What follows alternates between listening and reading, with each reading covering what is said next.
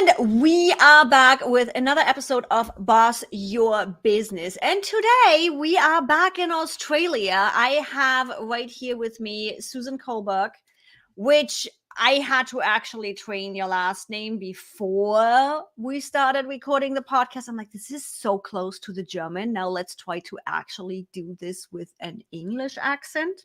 Oh, how would you say it in German? I'm curious now. I would spell it with a K, and then it's Culberg.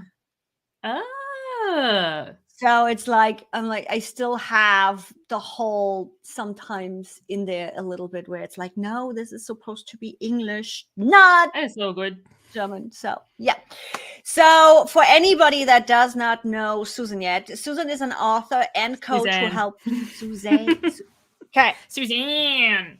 I'm an Aussie. With the actual A. With the actual A.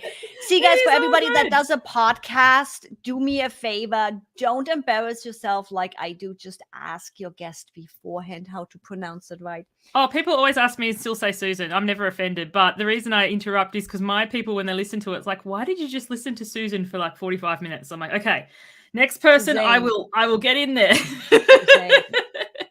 It's all good. Suzanne.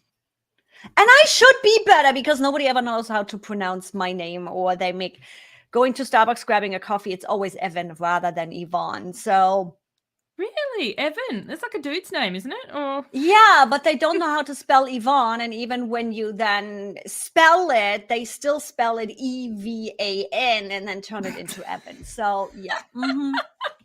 I grew up with a friend's mum whose name was Yvonne, so I know how to pronounce it. And then I have the French writing too, so it's, yeah. So guys, everybody that's listening, do me a favor. Just ask people how to pronounce their name rather than calling them Susan. Well, that's okay. We get used to it. Mm-hmm. Hey, at least we got it out right away, right? Because you also help people pleaser, which usually I am, which why I should be asking. And you help overgivers and people pleasers set boundaries and say no, which, by the way, is a full sentence, without feeling mean. And you are known for your straight talking. Welcome to the club. And your wacky t-shirts, which you guys going to see on the thumbnail. And you live in Sydney, Australia with your hubby and 2 amazing kids. I sure do. Wacky t-shirt. What have I got on today? I didn't even look. So today, I think I've got a perfect one for this podcast. Respect my boundaries. Oh, that bunny on there is so cute too. Oh my God, yes. And I think the picture you sent me for the thumbnail is the... Not Slim Kind of Shady? Yep, the Slim Shady one. I love that one too. Like, it makes life so easy though. I'm like, I have my whole branded t-shirts. I have a couple of them. It's like I don't even have to worry about it. I just grab one out of the closet and I'm done. Makes life simple. So easy and so fun. So, Miss No Bullshit, how did you get here? Through a lot of bullshit. How did I know something like that is gonna go? What's that saying? You teach what you most need to learn so that you can learn it. Okay. So I think it's funny when you come across somebody who has really good boundaries. It's like, what did you have to go through to get those? Oh God, yes. So as a premier people pleaser, I am the youngest of 4 by a significant margin. When I was born, my oldest sister was 17. And 17, 14, 10, and then surprise. So I kind of learnt really early to blend in, to not speak up, to just kind of, follow the flow of the family. And I remember my mum always like, oh, Suzanne's just always been such an easy kid. And kind of priding myself on not... Yeah.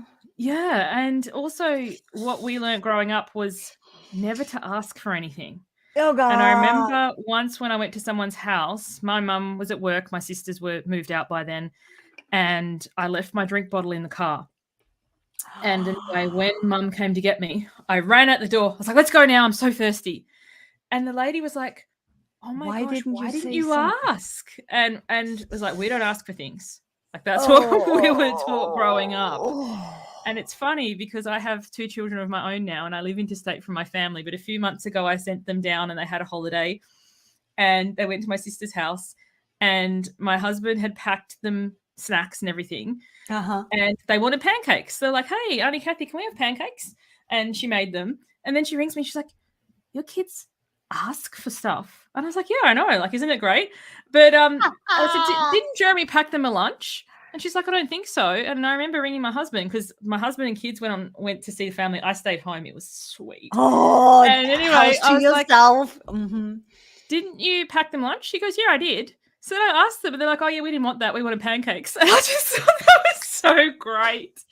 Like, because for me as a kid, oh, my goodness, asking for things. And even my sister was like, they just asked. And I was like, yeah, I know. But, it's not a very my life changed when I came across personal development, and somebody said at a event I went to, people pleasing is a form of manipulation. And I was like, excuse me? And I remember listening to them like, when you have like gaslighters, narcissistic, that's overt manipulation. People pleasing is covert manipulation because you don't want to rock the boat and you want everybody to like you. And I was like, oh, they're right. Like, and then people, they liked me, but did they really like me? Because they didn't know me at all. Like, no, they don't. They only know a version of me that I let them see. Damn. Huh. Which goes along with a conversation that I literally had yesterday with a friend of mine, where it's like, same thing, people please are not asking for things, and no matter if it's in the personal or in the business level. And I was like, girl, I literally challenged her. I'm like, start asking for things, and just little things. Ask in the office if somebody can grab you a coffee, something easy, simple, just to get into this habit and building those strategies of asking. And I'm like, you are taking away, first of all, the chance for somebody to feel good because they get to help you. Because it's fun to help somebody, right? You not asking means you are taking away from somebody that enjoyment to be able to help you. Yeah. And second of all, you are also taking away their choice. Your kids, heck yeah. We didn't want snacks that daddy packed me. We wanted pancakes. What's the worst that can happen? Auntie says, no, you have your snacks. But yeah, been there, done that, which is why we probably get along so well. I'm like, yeah. And I think it's so true because, as you said, if you don't ask, you're taking away the opportunity for someone to help. And my chance for anyone listening to this, if you recognize yourself or identify as a people pleaser, you would be the first to offer. Yep. Oh, let me do this, let me help, let me this. But then if you won't turn around and ask in return because you don't want to be a burden, what are you saying to the people that you're offering to? That just hit right there.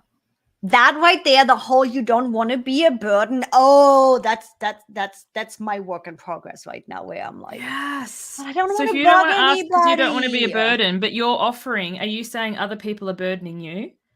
And it's like, oh my goodness. So, and also, why do we wait until we're burnt out and desperate and at the end of the tether to ask? Like, I remember I was carrying groceries in and I asked Jeremy, and my mum said to me, like, aren't you capable of doing it on your own? I'm like, yeah, totally am, but I don't want to. But why should I? He's there playing the Xbox. It's not like I'm interrupting his work saying, come home to help me carry the groceries in. Like, that's diva. I get that. But, like, just because I can, if I can, and he could say no. Like, the other day we've got one car because we live in Sydney and we don't normally need to. Yeah. And it was a really hot day and he was going to drop the kids off to school. And anyway, he had to go early. And I was like, I don't really want to walk them in like the belting heat. So I asked a few people, hey, can Jeremy drop the kids there on the way to school? They weren't available. They had stuff on. But if I didn't ask, the answer was always going to be no. So I didn't feel offended or that they didn't care about me or whatever. I was like, oh, well, slap some sunscreen on, woman. Go for a walk. It's good for you. But, we can just ask. Yeah, totally worth a try. And sometimes you ask for stuff and they say yes. So I remember very recently, Halloween's not nominally been a big thing in Australia, but the last few years it has been. And my daughter's 9 and she goes, I want to go trick-or-treating with my friends. And I was like, is there going to be an adult with you? And she's like, yeah, sure. So I went, dropped her off, met the mum, got the phone number. She said, yep, I'll take Xanthi. I was like, sweet. walking along with my son, and he's like, my legs are tired. And we just happened to come past a house of a friend from school. They're like, hi, Casimir. And the mum heard and said, do you want to leave him here? He can hand out candy with us. Found myself inadvertently child free. So I said to Jeremy, quick, let's go to a restaurant that doesn't serve chicken nuggets. I love it. Oh, yeah, I know that too well. I've always been paying attention to other people, again, no matter if it's business or if it's private. But yeah, it's like, hey, I want to take you out for dinner. I'm like, hey, I don't want to leave the house. I've been busy. I've been talking to people. I don't want to have to be nice to a server. I love server. I love hospitality, guys. Do not jump into the comment section and bash me. I've been a server myself long enough. But it's like some days you just don't want to deal with people. And all I did was like, I don't want to put my face on. I don't want to have to jump in a car. I don't want to deal with people that I don't know. Would love to spend time with you, but how about we just stay at my place? He got his, I got mine. Perfect. And it's like learning this, that saying what you want doesn't mean the other person doesn't get what they want. It just means they can adjust their wants to your wants, and you can find a middle ground, or you can say, hey, I'll see you next week when you get your shit back together and we can go out. I think there's so much freedom in that. Like, so say, for example, you get invited to the movies. Hey, Suzanne, do you want to go see Avatar? Thank you for inviting me. Not really a sci-fi fan. What else is showing that you want to see? So it's not just saying no, because sometimes we don't want to offend the other person. But if you say yes, then they're going to keep inviting you to that type of movie. Like, I actually do like Avatar, but I don't like the period dramas like Downton Abbey or that kind of thing. They're not in my... they're not my wheelhouse, but I'd go and see them with my mum because I know she loved them. But it reached a point and I was like, is there anything else on that you want to see? Because we watched one. I can't remember what it was called. Oh, I'm going to have to ask her later. But I literally fell asleep about 10 minutes into the movie. And then she was like, you were snoring. I was like, I was so bored because I don't like the Jane Austen-y type. It's just not in my pleasure. But other stuff, and I think sometimes we're so afraid to say no, but then we go along and fall asleep. It's probably more rude than if we were like, thanks for inviting me, what else is showing, or what else could we do? I don't like mini golf, but I like bowling. Or there's other things. When we say no to someone and we're worried that we're going to offend them, what they're really asking, are they really asking for that thing, or are they asking to spend time with you? And if you're available for that, as you said, if you're tired, like someone said to me, they wanted to do something tonight. It's Friday. And I'm like, I'm knackered. It's been a week. After the Christmas holidays, I'm totally down for catching up. But this time of year, I'm trying to shove everything in so I can take time off. So not right now. I was like, cool. Then they can go ask someone else. Oh, I feel you on that one. It's like I have that with business right now. We are so deep in implementation where some of my business associates were like, hey, you want to do this? I'm like, no. I love you, but no, my calendar is so full right now with book writing and group coaching planning. And I'm like, I love you all, but no. Now, what's your book about? I'm intrigued. I am writing project management with ClickUp. So supercharged. Wait, the title is going to be, oh my God, now you caught me. The title is Supercharge Your Project Management Using ClickUp or with ClickUp, something to that extent. That's so cool. And that actually interesting story. I had to set boundaries where I tell people that I work with straight up. Life happens, things happen, it's all good. Simply do not go MIA on me. Yes. My co-author went MIA on me for a month and a half in the prep moment before we even started writing the book. I'm like, my whole Q1 planning is based around the launch of the book and getting this done, and I cannot trust you. So now I'm behind schedule too, simply because getting sick in between and needing to crunch out a chapter a week to meet our deadlines. But again, this is now my fault. And just setting those boundaries, because again, so much on my business and my planning and the promotion, all the things that are happening around it, is built around those dates where it's like, I needed to set the boundaries because it's impacting my business so much that here we are with a crazy Q4 trying to get everything ready, speaking at the ClickUp conference, putting together a group coaching program that launches simultaneously with the pre-announcement of the book. Yeah, I'm like, guys, if there is not stuff that's really interesting to me, or you feed me and make my life easy, it's not going to happen in Q4. I love that so much. And the thing is, sometimes we don't see the knock-on effects. Like I had a client recently, and she is in a business, and she needed this stuff by this date because she was going, this is the end of year for us, for Australians, we tend to go on holiday. And the person didn't provide the stuff on time. And I was like, so now you've just got to tell them the consequences of that. So I'm not overworking because you didn't toe the line. Like this is, when you're in a business that, you're in other people's businesses providing, VA or executive assistance type services. If you've allocated this slot of time to work on their stuff and they need to have it to you by then and they don't, they miss the window. Like, and sometimes people think, well, I've bought this time. And it's like, yeah, but it needs to be here by then. Like I run a live group coaching program. If you don't turn up for it and the program's over, and it happens almost every round, somebody will be like, oh, well, can I transfer to next round? And it was like, if you go to the restaurant, don't eat your food and it gets cold, you don't go, hey, can you give me another meal? Yeah. You're like, you missed out. If you buy tickets to see Beyonce and then you don't actually go, you don't ring up and say, hey, can I have my money back? Like you missed out. And I think sometimes we don't have the boundaries with that in entrepreneurs because we don't enforce them. But it's like, I get that life happens and I totally understand, but no. And it's like, I also can't blame them for asking. If they don't I never blame anyone for asking. No. 100% ask for what you want and then we can negotiate. But don't ask. There's a difference between asking for what you want and demanding and then getting annoyed when you don't get it. And it's like, no, you can totally ask. You can ask me anything, but it doesn't mean I'm going to say yes. Same with my kids. Ask anything. Then we'll negotiate. But asking is not the same as getting what you want. And I think that's sometimes where we get a bit messed up. Oh my God. Yeah. Or putting yourself in the situation of thinking what your client expects. Again, personal story. Mind literally reading. Just learned over the last couple of months where it's like, my clients have a business too. So when they come with something or I need answers from them and it's an email or it's in ClickUp or whatever it is, it takes them 24 to 48 hours to reply. And I'm in my email inbox and replying within an hour. I'm like, what the hell, Evie? What are you doing? Why are you dropping everything else? And they didn't expect me to reply within an hour.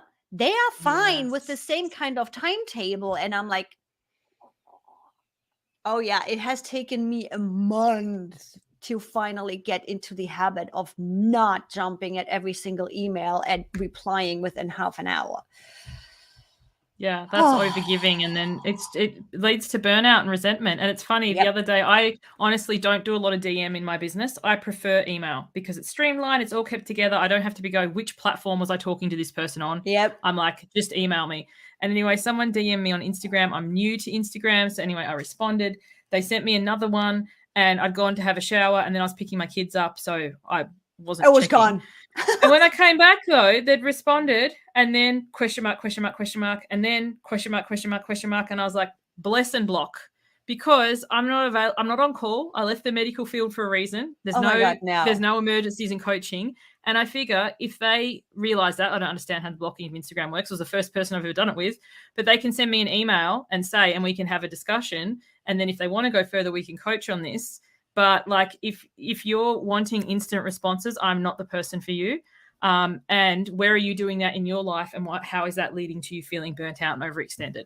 So as soon as I see question mark, I'm like, we're done. Nope. we all got a life. We all got things to do. It's like, oh yeah, I'm in there with you. So we've already talked, you already started talking a little bit about workflows and processes.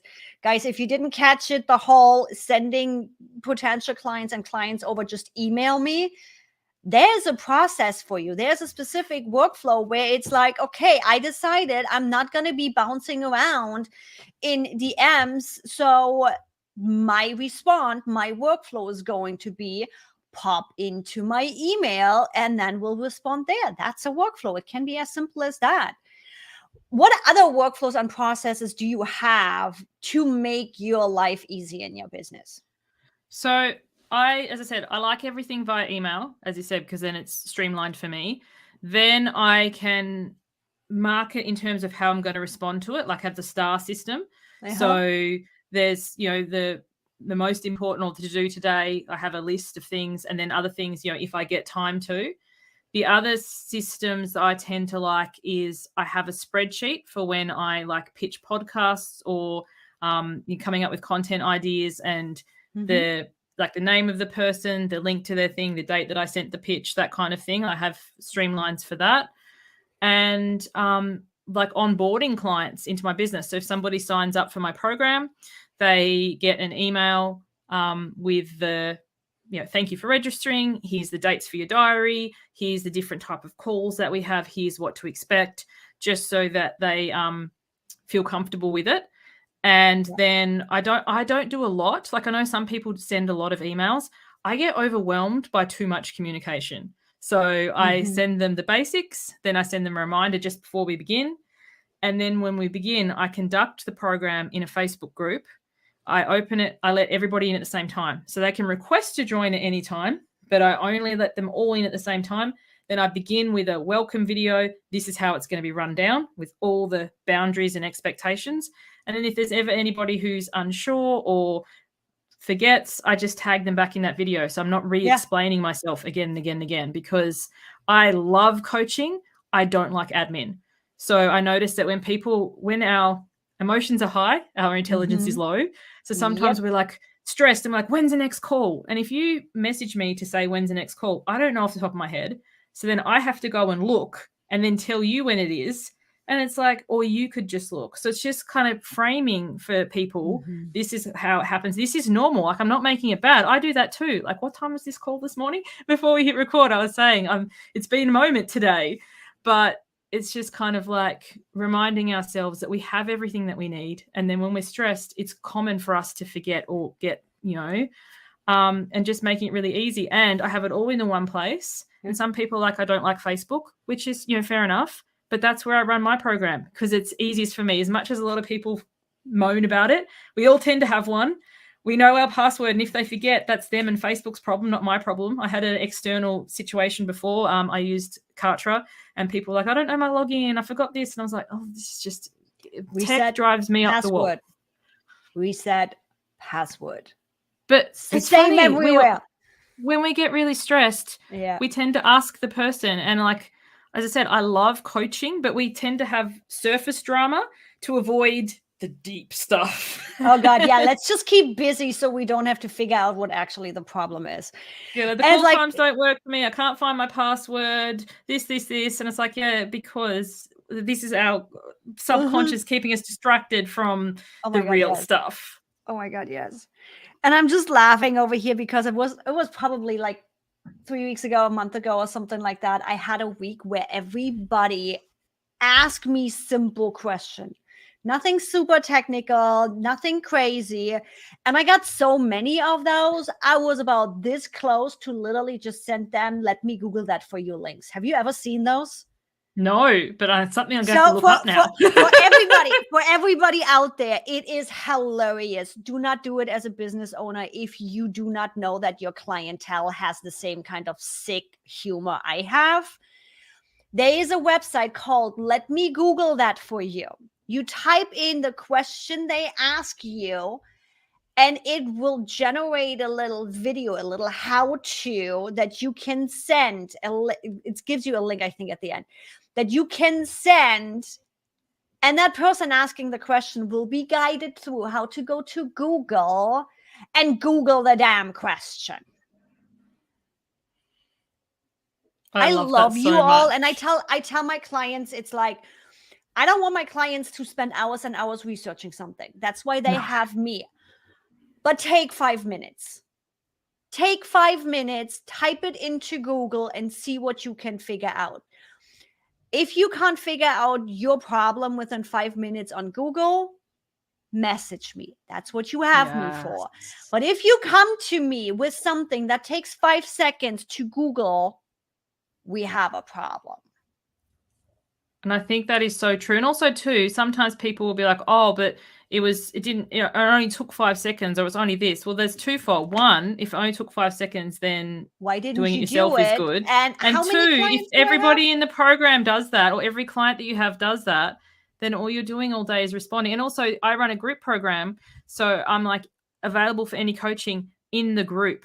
Don't send it to me email or private, because that's for one-to-one clients. Yep. Everybody else will benefit from it in the group, and chances are Yep. someone has the same question, but you're just the one with the stones to ask it, and everyone's going to appreciate you so Yep. much for that. Because so often we think I'm the only one, and then someone says it and you see this nodding around the room, and it's just like, oh my goodness, it's so healing. Or they didn't even know that they have the question. They didn't know what they don't know. So that's the nice thing about group containers, where you are exposed to things that you might not even have thought about. Oh, 100%. Yes. Yes. So I think, sometimes it's about like putting ourselves out of our comfort zone. Yep. And looking at, why is this surface drama coming up? Like, I'm like, I could coach you. I'm unavailable for surface drama, but the deep drama, let's go. When the surface drama comes up, they're trying to not deal with something.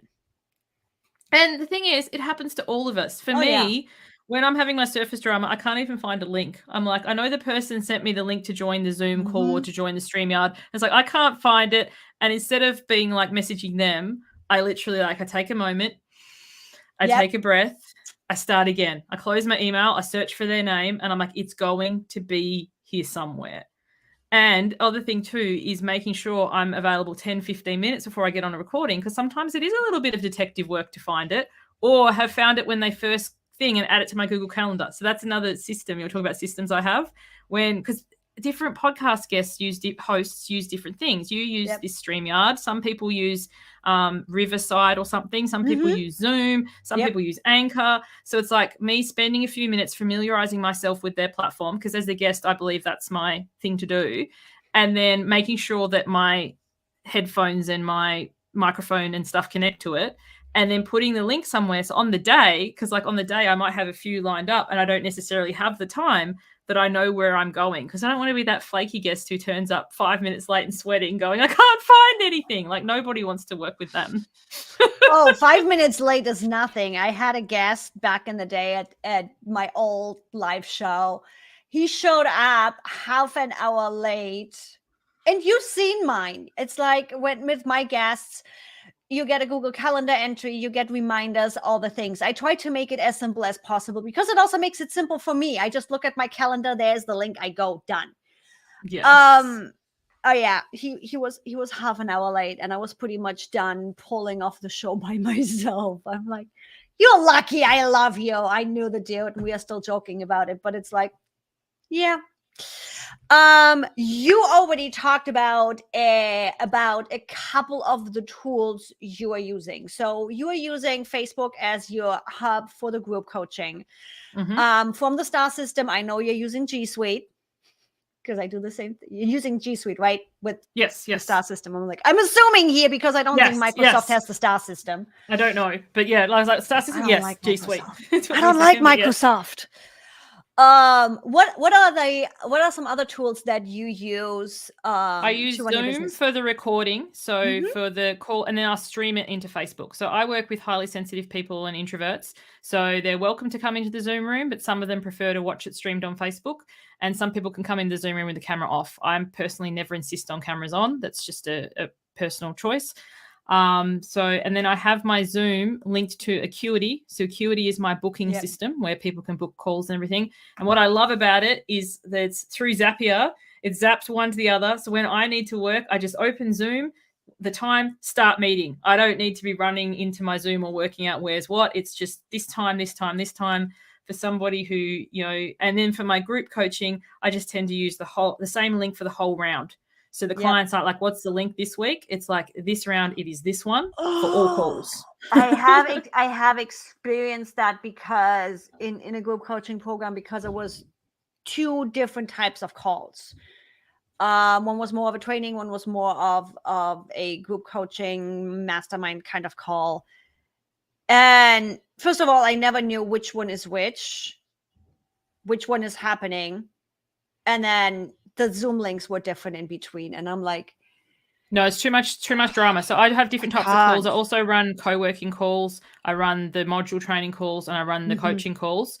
They're all the same Zoom link. And the other thing I set up for the clients is a Google Calendar, so they can overlay my program's calendar to theirs, and then it's just their link, time, and it auto does it to their time zone, which is great because I'm in Australia. I have clients in America, Canada, South Africa, New Zealand, UK. So we are managing a lot of time zones here. And I'm like, just add the Google Calendar to your Google Calendar and Bob's your uncle. And some people are like, I don't use Google Calendar. I'm like, well, I'm not making 5 million other calendars. So here are the times. Like I've got, they could print it out like an email with the times in their time zone, or make life easy for yourself. Click here. So then they have the choice, especially when we start changing times, because Australia changes like a month offset from the UK and another month offset from the US. And we don't know what day it is. And then you have the problem. I'm like, with the US, California is changing times, but Arizona is not. Australia does that a bit too. Australia has 5 different time zones at one part of the year and 7 at the other, because some places go to daylight savings and some places don't. And it's just like, it just makes you want to cry inside. I don't even, on one-on-one clients, I don't even take one-on-one clients that are working on Microsoft. You're just making my life too difficult. And not just my life, where it's like trying to automate things, trying to do asset management and everything. It's like, yeah. So I hear you. And it's like, if you're not using Google, how do you not use Google Calendar? I literally couldn't live without Google Calendar. Well, some people my still use a pen and paper calendar, in there. which is okay. Like that's for them. But like then you can find a time zone converting service and convert it. And I also say to them, make sure you look up when Australia changes and when your country changes during the round. And invariably, there'll always be somebody each round who misses that, and things are recorded so they can watch the replay. But I'm really clear on my onboarding. I am passionate about coaching. I'm not passionate about tech. So here's where the thing is. This is the best way I try. And also run my calls at different times to accommodate the time zones. So I run some in the morning and some in the evening. So there's the US in the morning or UK in the evening. But I can't be all things for all people. So sometimes you might be better off in one-on-one. I do some limited one-to-one coaching.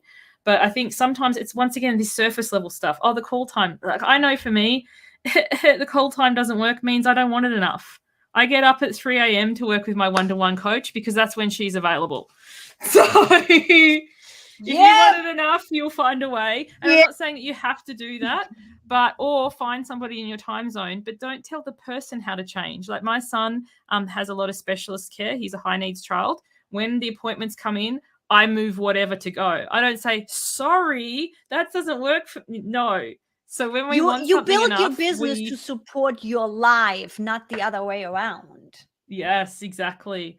And when things come up, and I'm also too, I'm clear with my clients. My children come first always. Like this week, I had to move one of the group calls. I don't do it often, and I give as much notice as I can. But there was an award ceremony. Both my kids were getting awarded. I was like, I am being there.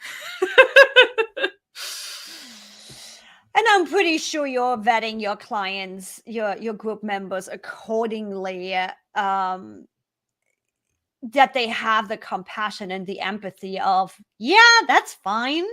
They love that. That's what they want. They want to be able to have the boundaries. They want to be able to set that. And like there's been times where there was one time I couldn't run the call. I'd had some bad news. I just like, this isn't going to be the best use of me today.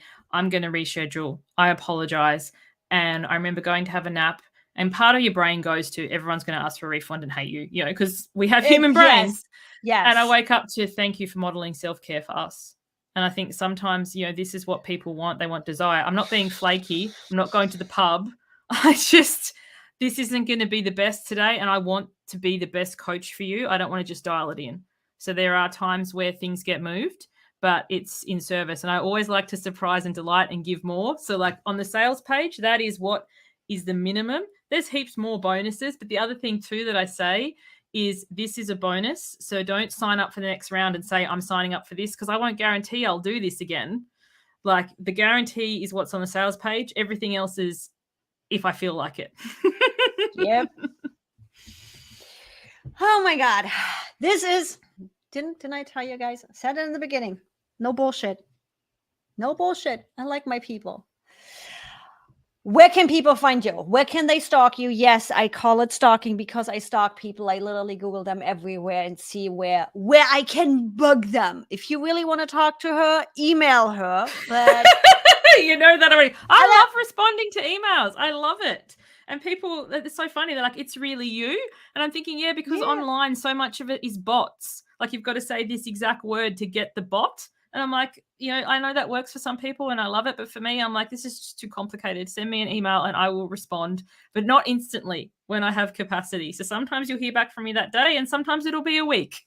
So the best place to find me is my website, SuzanneCulberg.com. I'm sure you'll put it in the show notes because, as we were saying at the beginning, Culberg, I loved how you're like, I've practiced this. That just made me, I was like, oh my God. But then the Suzanne bit, I practiced the last name. I should have asked about the first name. It's all good. And then I have a newsletter that I send once a week, wholly unique content. I don't have it anywhere else because one of my pet peeves is, here's the blog. I'm like, I could find that myself. So like, I understand it's for clicks and all this sort of stuff, but I just like, you know, if you like a bit of a story and, you know, adventures that I get up to with my family, I send it out about once a week. And then if you respond to my email, I will reply to you. Yep. No VA. Suzanne.